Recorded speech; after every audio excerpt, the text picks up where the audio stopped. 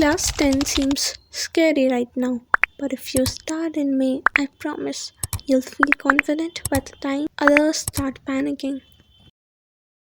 अब देखो, जल्दी शुरू करना बहुत ज़्यादा ज़रूरी है बिकॉज इससे तुम्हें टाइम मिल जाता है कॉन्सेप्ट्स को डीपली समझना, जो कि बहुत इंपॉर्टेंट है बोर्ड एग्जाम के पर्सपेक्टिव से। तुम्हें सिर्फ चीज़ें रटनी नहीं है, उनके पीछे का जो मीनिंग है वो समझना है, उनके पीछे का हर कंसेप्ट समझना है, तो उसके लिए टाइम लगेगा। तो इसके लिए बहुत इंपॉर्टेंट है जल्दी स्टार्ट करना। साथ ही साथ तुम स्लोली प्रैक्टिस कर सकते हो बिकॉज एंड मोमेंट पे जब एकदम स्ट्रेस आता है ना, तो चीज़ें प्रैक्टिस भी तुम करोगे ना तो तुम्हारी वो गलती हो जाएगा। मतलब तुम्हें इतना ज़्यादा पैनिक होगा इस टाइम पे।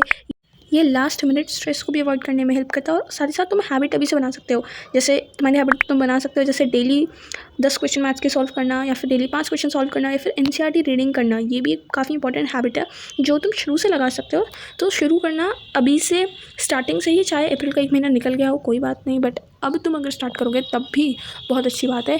मे is very crucial for every board exam student. अब जैसे मे मंथ के 28 डेज़ बचे हैं, तो इन 28 डेज़ को हम बहुत ईजीली 4 वीक्स में डिवाइड कर सकते हैं। इन 4 हफ्तों में तुम्हें करने हैं 6 चैप्टर्स। यस, अब 6 चैप्टर सुन के तुम्हें एकदम शॉक लगा होगा कि 6 चैप्टर अभी से, बट तुम्हारे बोर्ड एग्जाम में 40+ चैप्टर्स हैं, लाइक 50+ है आई थिंक, इंग्लिश हिंदी को भी मिला के, तो बहुत ज़्यादा है।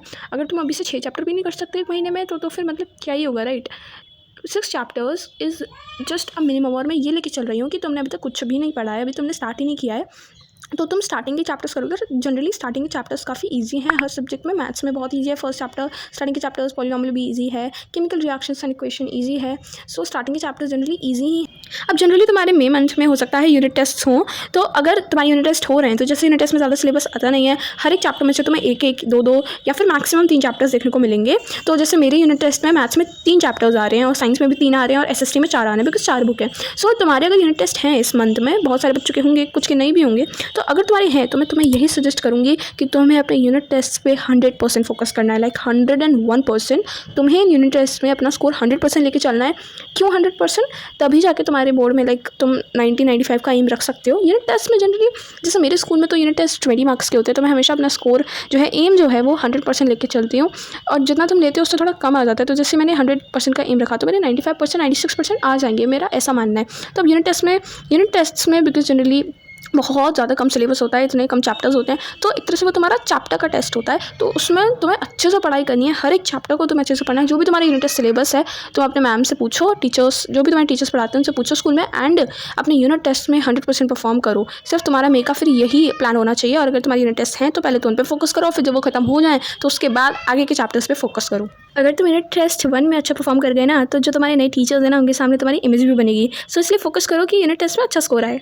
वीक 1 में तुम करोगे रियल नंबर्स एंड पॉलिनॉमियल्स, जो कि मैथ्स के फर्स्ट 2 चैप्टर्स हैं। ये बहुत ज़्यादा इजी हैं, तुम 7 दिन में आराम से ये 2 चैप्टर्स कर सकते हो। सो तुम इनको करोगे। रिसोर्सेज कौन कौन से फॉलो करने हैं वो मैं एंड में बताऊँगी। सेकेंड वीक में तुम कर सकते हो केमिस्ट्री का पहला चैप्टर, जो कि अगेन बहुत ईजी है। 7 दिन बहुत हैं चैप्टर को करने के लिए, इनफैक्ट मोर देन इनफ है।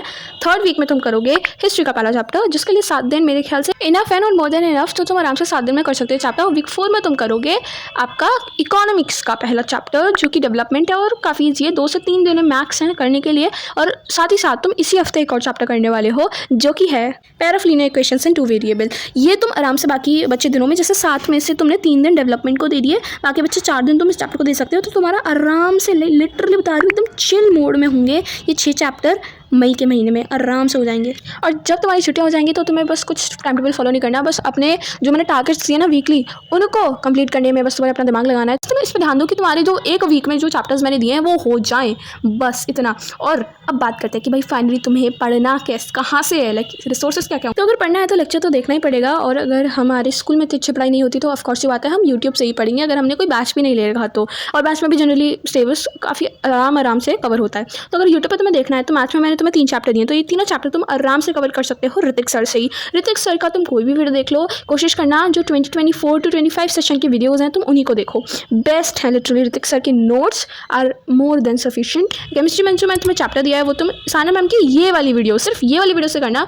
मैंने क्या किया था, मैंने जब मार्च में मेरे लाइक स्कूल ओपन नहीं हुए थे, अप्रैल में मेरे स्कूल ओपन हुए थे, मार्च में मेरे एग्जाम्स के बाद मैंने ना साना मैम की यही वाली वीडियो देखी थी। मैंने सोचा था कि स्कूल खुलने से पहले कुछ अपनी तरफ से कर लेती हूँ, तो मैंने साना मैम की वाली वीडियो देख ली and it was the best decision. जब मेरे स्कूल खुले और ये चैप्टर स्टार्ट हुआ ना, तो मैं मतलब समझ गई कि अगर मैं स्कूल में पढ़ती ना तो मुझे कुछ समझ आता। अच्छा मैंने पहले से पढ़ लिया, और मैं क्लास में जब मैं कोई भी क्वेश्चन पूछती थी मैं हमेशा सबसे पहले आंसर देती थी, because I already knew the chapter. और थ्रू आउट माई 9th मैंने सानिया मैम से केमिस्ट्री पढ़ी, और उनके जैसा मुझे कोई केमिस्ट्री नहीं समझाता। सच बता रही हूँ, मेरे लिए वही बेस्ट है। हो सकता है तुम्हारे लिए वो ना हो, तो तुम ना और भी वीडियोस चेकआउट कर सकते हो यूट्यूब पे सब है यार। बट सबसे पहले मैं तुम्हें सजेस्ट करूँगी, सबसे पहले सानिया मैम की वीडियोस देखो, तुम्हें मतलब मज़े आ जाएंगे। मुझे तो मज़े आ जाते हैं, मैं हर चैप्टर उन्हीं से पढ़ूंगी। अब 10th में भी, 9th में तो मैंने पढ़ा ही था, नीव में उनसे पढ़ा था, और अब उड़ान में बिकॉज सुनील भैया हैं, तो थोड़ा सा मुझे दुख तो हुआ। बट ठीक है, हर नया टीचर हमें कुछ ना कुछ सिखाता है। तो अब सुनील भैया से मैं पढ़ रही हूँ अभी, और सानिया मैम को तो मैं छोड़ूंगी नहीं भाई। सबसे पहले मैं उन्हीं से पढ़ती हूँ यूट्यूब से, बिकॉज बैच में ऑफकोर्स बात है, धीरे धीरे चलता है ना, तो मैं हर चैप्टर पहले उन्हीं से पढ़ूंगी। केमिकल रिएक्शन मैंने सबसे पहले उन्हीं से पढ़ लिया, अब मैं एसिड बेस सॉल्ट भी उन्हीं से पढ़ने वाली हूँ। सो या she is the best in chemistry. और SST के लिए मैं सजेस्ट करूँगी, SST में ना, जैसे मैं तुम्हें हिस्ट्री का चैप्टर दिया है, तो हिस्ट्री में या मतलब SST में बेसिकली बेस्ट है लाइन बाय लाइन रीड करना। Best line by line read करने का मतलब यही है कि भाई तुम्हें एक पैराग्राफ है, ठीक है, ज़्यादा बड़े बड़े पैराग्राफ नहीं होते हिस्ट्री में वैसे, मतलब बहुत सारे होते हैं, बट आई थिंक छोटे ही होते हैं। तुम एक पैराग्राफ में जितनी भी चीज़ें हैं वो ऐसे रिटेन कर सकते हो थोड़ी देर के लिए, ठीक है ना। तो तुमने लाइन बाय लाइन पढ़ा, तुम्हें जिस भी लाइन का मतलब नहीं समझ आया तुम उसे गूगल कर लो, तुम्हें जिस भी वर्ड का मतलब समझ आया उसे गूगल कर लो। Line by line reading is the best in SST, ठीक है। चारों बुक्स की मैं बात कर रही हूँ, और तुम वो करो, और फिर जैसे तुम्हारा एक पैराग्राफ हो जाए तो फिर एक और बार अच्छे से थ्रू आउट रिविजन करके उसी पैराग्राफ का फिर बुक बंद करके और अपनी नोट्स वाली कॉपी में लिखो कि तुम्हें उस पैराग्राफ में से क्या क्या समझ आया, वही तुम्हारे नोट्स होंगे। This is the best way. मैं तो हिस्ट्री ऐसे ही पढ़ती हूँ, अभी मैंने हिस्ट्री पढ़ी है, सब ज़्यादा नहीं पढ़ा। SST में तो यही है, बाकी तुम्हें यूट्यूब चैनल चाहिए तो देखो, आसिम सर मुझे बहुत अच्छे लगे 10th हैकर्स में से, उनका बिकॉज वो UPSC के टीचर है, तो ऑफकोर्स बातें पढ़ाएंगे तो अच्छा ही। और साथ ही साथ पढ़ ले कि जो एनिमेटेड वीडियोज़ हैं वो बहुत अच्छे हैं। एंड साथ साथ दिगराज सर तो हैं ही भाई, OPT ना, तो तुम उनसे पढ़ सकते हो। स्पेशली मुझे मैग्नेट ब्रेन्स की वीडियोज़ उनकी ज़्यादा पसंद है, पुरानी वाली, तो तुम उनसे भी पढ़ सकते हो। तो सबसे पहले तुम यूट्यूब पर लेक्चर देखोगे, उसके बाद तुम NCERT के क्वेश्चंस करोगे, ठीक है।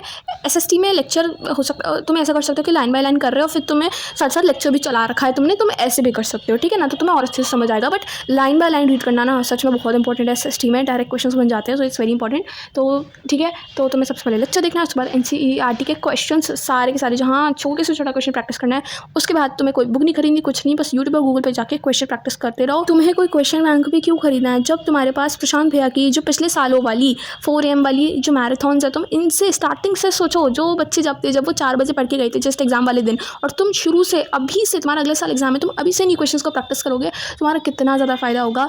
तुम सच में हल्के में ले रहे हो यूट्यूब को और टेक्नोलॉजी को, डिजिटल इंडिया को, ठीक है। तो यूट्यूब पर सब कुछ है, गूगल पर सब कुछ है, ऑनलाइन सब कुछ है, ख़रीदने की कुछ भी ज़रूरत नहीं है, सच बता रही हूँ। मैंने तो कोई बुक नहीं खरीदी अभी तक क्लास 10th के लिए, अभी वैसे 1 महीना हुआ है, बट अभी तक मैंने कुछ नहीं खरीदा, और मुझे अपने आप पे ही भरोसा है कि मैं आगे भी नहीं खरीदने वाली बुक कोई भी। तो तुम क्या करोगे, तुम यूट्यूब पर वीडियोज़ हैं भाई, ढेरों वीडियोज़ हैं, उनसे प्रैक्टिस करो। ऑनलाइन PDF गूगल पे ना हर बुक का PDF तुम्हें मिल जाएगा फ्री में, तुम अगर बस ढूंढना है तुम्हें, ठीक है। बहुत सारी ऐसी ऐप्स हैं, उनमें से एक ऐप का मैं आज नाम ले लेती हूँ जो लिटरली खजाना है, खजाना। उसका नाम है टॉपर्स क्लैन, ठीक है। जिसका मतलब मन होगा वो कर लेगा, जिसका नहीं होगा वो नहीं करेगा, सबके लाइक अपनी अपनी चॉइस होती है, राइट। तुम कोशिश करो जो तुम्हारे स्कूल के सीनियर्स हैं जो 10th पास आउट कर चुके हैं, उनके पास अगर कोई बुक्स हो जो अगर तुम्हें वो फ्री में नहीं तो हाफ प्राइस में दे रहे हो, और तुम्हें खरीदनी ही है कोई बुक, तो तुम सेकेंड हैंड बुक्स के लिए ट्राई कर सकते हो।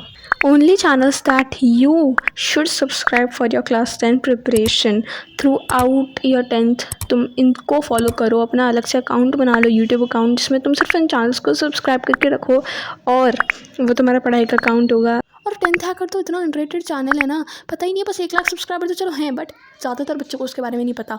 बहुत बहुत अमेजिंग चैनल है वो तो। अब देखो, मैं तुम्हें जल्दी से ना कुछ ऐसी मिस्टेक्स बता देती हूँ जो मैंने 9th क्लास में करी है, और अब मैं उन्हें 10th में नहीं कर रही हूँ अभी तक, तो आगे का पता नहीं, बट अभी तक तो मैंने नहीं की है। सबसे पहले यह है कि बहुत लेट, भाई मैंने जुलाई में स्टार्ट किया था, जुलाई में भी बस UT के लिए पढ़ाई की थी, फिर मैंने सीधा हाफ ईयरली में पढ़ाई की, हाफ ईयरली में सिर्फ हाफ ईयरली की कर ली। मतलब मैंने पूरे टाइम सिर्फ एग्ज़ाम के टाइम पढ़ाई की है 9th में, और मैंने जल्दी स्टार्ट नहीं किया। बट 10th में जैसे मैंने बताया, मैंने मार्च में स्टार्ट करी, और अभी भी मैं थोड़ा थोड़ा रोज़ रोज़ पढ़ रही हूँ।